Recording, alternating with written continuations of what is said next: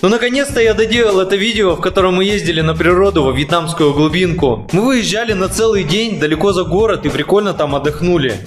И сегодня вы увидите не туристический Вьетнам и как выглядит вьетнамская деревня. Как отдыхают и устраивают пикники у горной речки с водопадом в джунглях деревенские жители.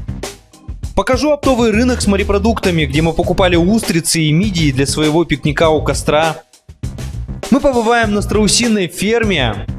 А еще я расскажу о производстве одного из самых дорогих продуктов на земле.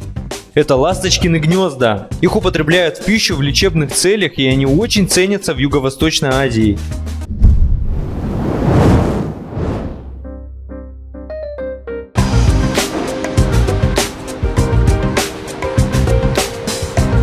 Ну и запах здесь.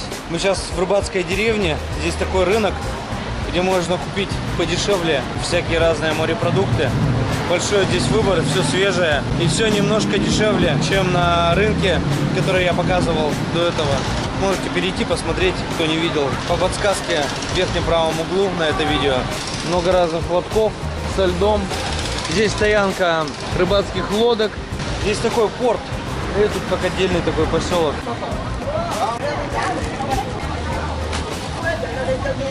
Взяли вот эти штуки. Что за ракушки интересные, узорчатые. Вот мидии еще взяли. Вообще тут много чего можно выбрать.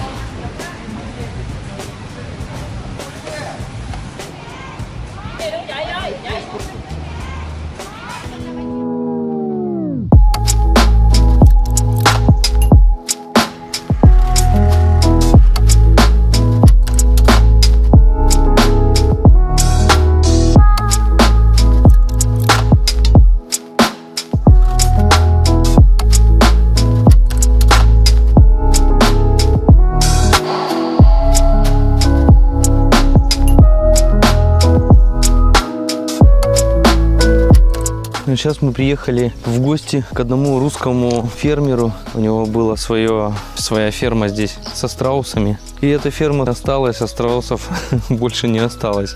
Здесь вот такая площадка. Вьетнамцы даже сюда приезжали, снимали видео про это место. Был целый сюжет про его семью, что русский человек открыл ферму со страусами.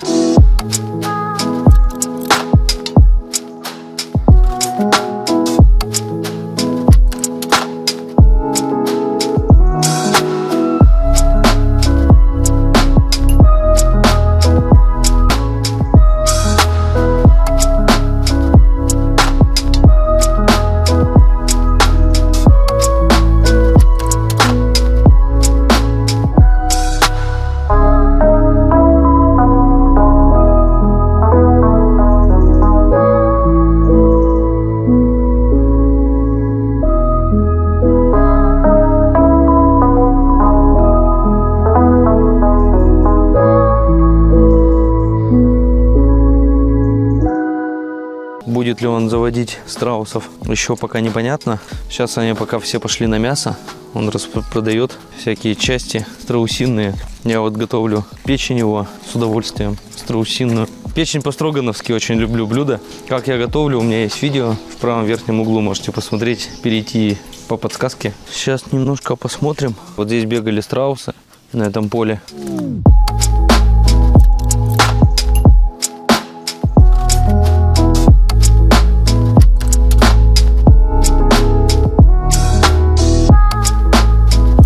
Сколько здесь площадь? 2 гектара.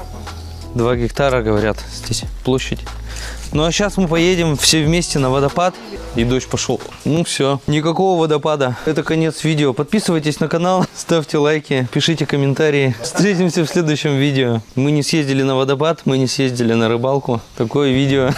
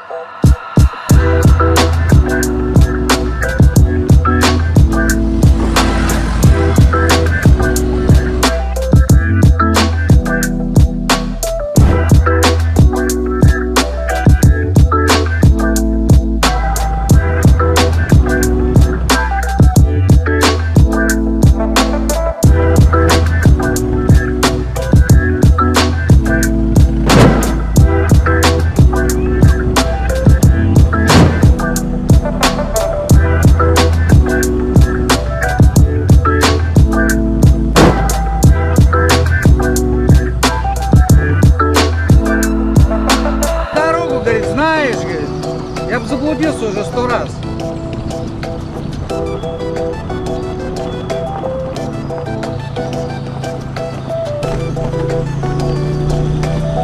Сельская местность, дорога кривая. А, твою мать.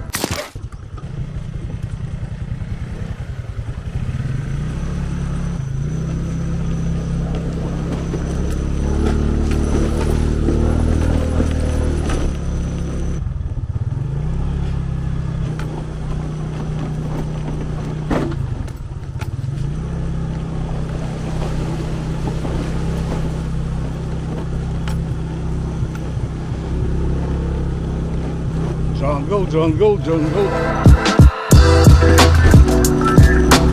Очень красиво.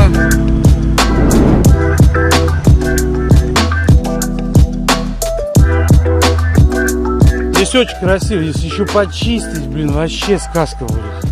О, воскресенье, солнца нет, и мы одни. Круто. Вода холодная, да? Да ты что? Ну, она попрохладнее, чем морская, но она шикарная, освежающая. Вон, смотри, яка природа, яка сказка, да?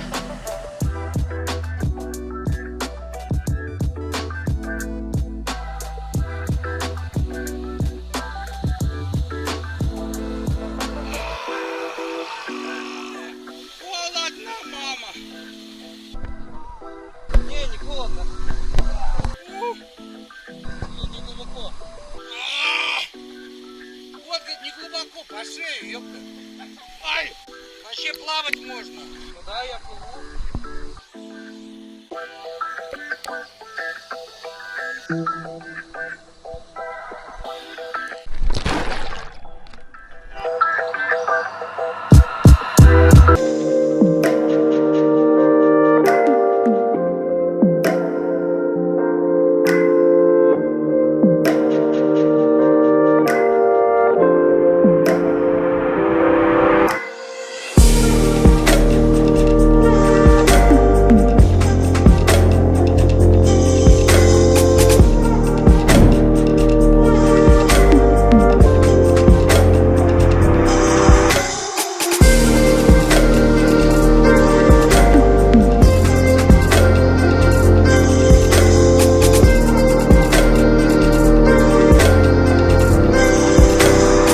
Жарим устриц в диких условиях, в дикой природе. Пивас разливной, устрицы печеные, а тут вот уже мидии поспевают и разные другие гады. И мы это все сожрем! Большие, крупные купили. Вон там у нас еще гад плавится. И вот такая здоровенная чашка. Вот сюда я люблю добавлять соевый соус, лайм. Слушай, подожди секунду. Ты съесть хочешь ее? Дай мне. Спасибо. Посмотрим вот это. Да. О, давай, заценим. Вот такая она колючая, непонятная, да, вот. Ее не дожарить. Вот. Вот ты левша, да, вот левой рукой трогай. Ну надо ножом. Вот такая большая. Ну целиком, короче, ее едим. Красиво так смотрится. Так, давай, отправляй ее в рот, в ротовую полость.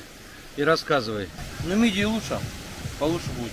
Ну, значит, просто больше таких не берем. Немножко она горчит слегка. Просто она визуально очень привлекательная. Эффектно выглядит. Да. Мы ее взяли. А тут они жарятся. В принципе, хорошая. А тем временем у нас тут собралась большая компания вьетнамцев. Они очень много большими партиями сюда приходили, забирались повыше немножко. А тут прям вообще большая компания пришла именно вот к нам. Подсели с детьми, с коробкой пива, с едой, с большим пакетом хлеба. Вышло солнышко, распогодилось.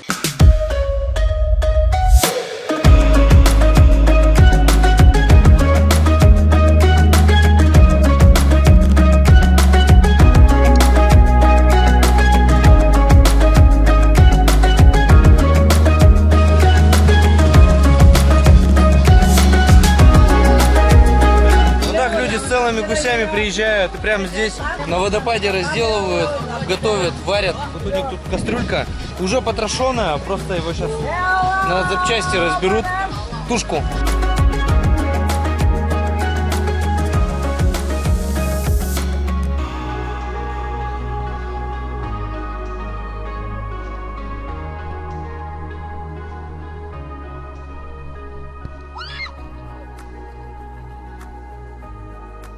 Вот и пошло караоке.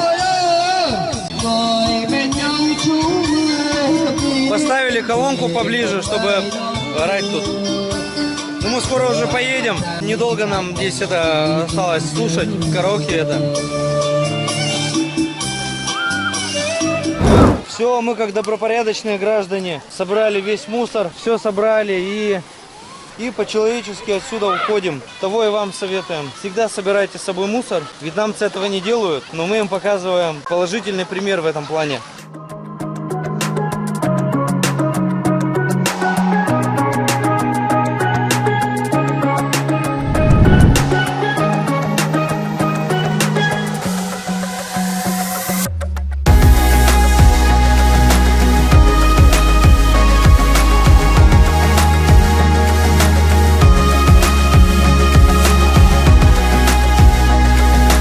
Все, мы приехали с этой горной речки, с водопада. И что я хотел показать? Вот такого пива, скорее всего, никто никогда не пил. Я сам еще не пробовал. Производство Хошимин в Хошимине. 355 миллилитров Сагота. 7000 донгов стоит вот это пиво. Так, сейчас продегустируем это дело. Откройте мне, пожалуйста, чтобы я попробовал. Добавить мой белый хозяин. Ну, это у тебя другое имя. Человек без лица, он же человек-невидимка. Сейчас попробуем, вот как оно именно на вкус. Там мы пили обычное разливное пиво, Сайгон разливной. А вот это вот Сагота. Не, очень вкусно. Ну, на вкус как Сайгон. Не, один в один. интересней. Я только вечером заметил, что здесь рядом не умолкают птичьи голоса. Оказалось, что там поблизости расположена ферма по производству ласточкиных гнезд. В Юго-Восточной Азии они очень ценятся и дорого стоят, а используются как очень полезная добавка в пищу. Когда я впервые услышал о таком во Вьетнаме, то долго не мог понять, что же это за гнезда такие и как вообще можно есть гнезда. Все дело в том, что есть такая птичка, саланган, которая относится к семейству стрижей. Гнездятся они в скалах и пещерах у моря, а гнезда они делают из своей слюны, обогащенной полезными питательными элементами. Когда-то очень давно люди начали употреблять их в пищу. Было это еще до 10 века нашей эры. Древние китайские предания гласят, что у человека, питающегося ласточкиными гнездами, чуть ли не до самой глубокой старости будет отменное здоровье. В китайской медицине блюда, приготовленные из ласточкиных гнезд, также считаются одними из лучших косметических средств. Для того, чтобы их добавить в пищу, гнезда предварительно обрабатывают, очищают, а перед употреблением замачивают для размягчения. По итогу такие гнезда стали одним из самых дорогих пищевых продуктов на Земле, и цена на них только растет. Ведь желающих приобрести такой ценный и лечебный продукт все больше, а саланганы размножаются не так уж и быстро. При этом добыча этих гнезд в пещерах и подготовка их в пищу тоже очень трудоемкий процесс. Добывают такие гнезда в Индонезии и Малайзии в больших количествах. А что касается Вьетнама, то на островах провинции Ханьхоа, рядом с Ничангом, как раз есть такие пещеры, где обитают саланганы. И именно там, в том числе, они и добывались многие столетия. Но со временем люди научились создавать искусственные условия для производства таких птичьих гнезд. Строятся вот такие помещения, которые имитируют все условия пещер. Там нет окон, царит полная тьма, поддерживается постоянная температура и влажность. Ну а для привлечения этих птиц и создания необходимой атмосферы внутри используют аудиотреки, которые воспроизводятся там внутри и снаружи. Именно эти записи с голосами птиц и можно слышать вблизи таких ферм по производству ласточкиных гнезд. Такой бизнес является одним из самых высокодоходных в мировом сельском хозяйстве. Ведь в среднем 1 килограмм таких птичьих гнезд стоит 1500–2000 тысячи долларов. А еще здесь прямо по соседству я увидел небольшую ферму, где ведут хозяйство с разными домашними животными. Смотрите, прям вот курицы бегают, там кабанчик среди куриц. О, это гусь или утка. Это все хорошо. Я вот хочу кабанчиков заснять. Смотрите, прям вот 2 маленьких кабанчика.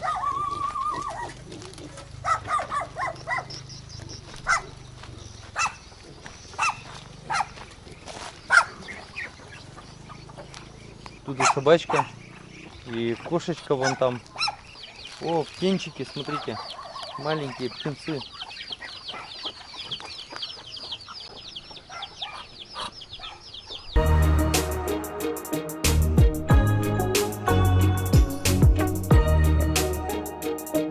Вот такая простая вьетнамская деревня.